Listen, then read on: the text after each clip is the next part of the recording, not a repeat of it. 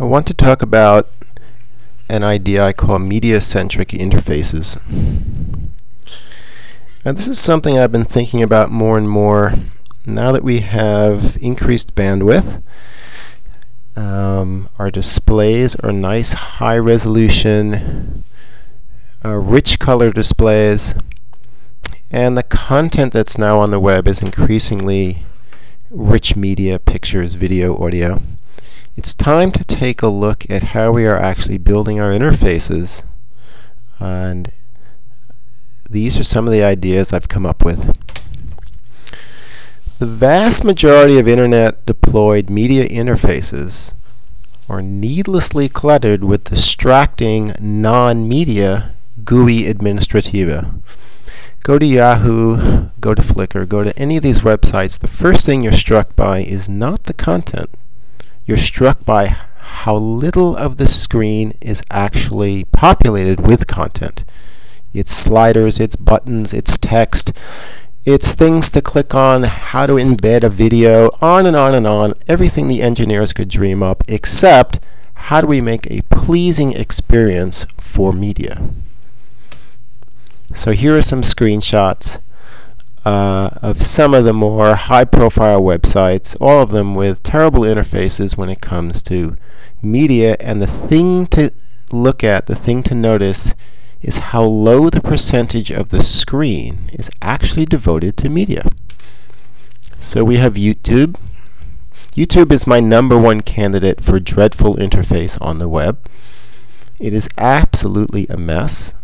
It's been a mess from the day it hit the web. I would have thought after Google investment they would have done marvelous things with the interface, but it still is as bad, perhaps even worse, than when it first hit the web. Just take a look at how much of the screen is something other than video. A lot. Flickr isn't much better. I like Flickr. I love Flickr. I use it all the time. As an engineer, I love these APIs and the technical things they've done. But as a user, it's really, really bad. Poorly organized, a thin, very sparse covering of thumbnails, which of course is the stuff I care about. Everything else is secondary. Sometimes I do care about, but the #1 thing I'm really there for are the pictures. iTunes. I'm an Apple alumnus. I was at Apple for 8-9 years. I like Apple. I like their products. There's no one even close to them in terms of how to build interfaces, but they really stumbled with iTunes. iTunes, for me, is very cluttered.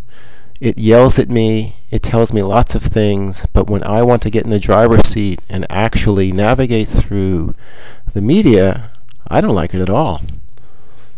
There's a lot of other things going on besides the media. What to do? Well, Google Maps came along, and for me it was a breath of fresh air. Finally, someone had figured out how to make a lovely interface around maps. What's the thing you're struck by? Boom, a big swatch of the screen. What is it, 80, 90, probably 80% of that screen is the map. Everything else, secondary. The thing I'm there to do is drive the map, use the map. When I need functionality, it's available when and where I need it. And then I can dispense with it and get back to being immersed in my media. That is the key to building an excellent media-centric interface. 2 thumbs up for Google Maps. So the following slide mocks up a type of media-centric interface that takes the Google Maps approach as a point of departure. It's not the solution. It holds out tantalizing ideas for what one can do. And there's lots of things we can do, and I've thought about many of them myself, and probably you have as well. By dispensing with this aging, creaking page metaphor and leveraging some of the new ideas like Ajax and Adobe Air. I haven't played with Adobe Air, but I've heard good things. We can create far more usable and modern interfaces. So just let me stop on this for a moment.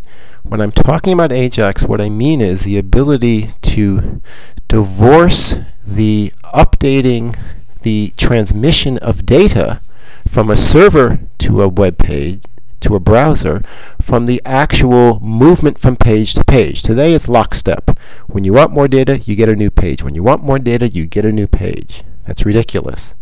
Ajax lets us break that link. And I'll show you how I can take advantage of it in the next slide.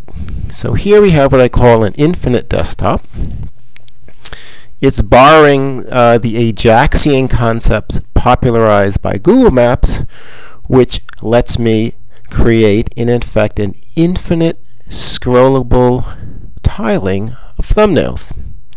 So as I'm scrolling, I'm pulling over using Ajax bits and bits of imagery and discarding the ones I don't want. Maybe I'm caching them. Depends. Those can be parameters we can set. But the important thing is that the user feels like they have data and media, nothing but media.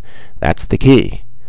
When I need interface, when I need to actually do something, I bring up interface. How do I get it? I use Ajax, of course. I pull over bits of interface and functionality that lets me do whatever I want, and then when I don't need it, I dispense with it.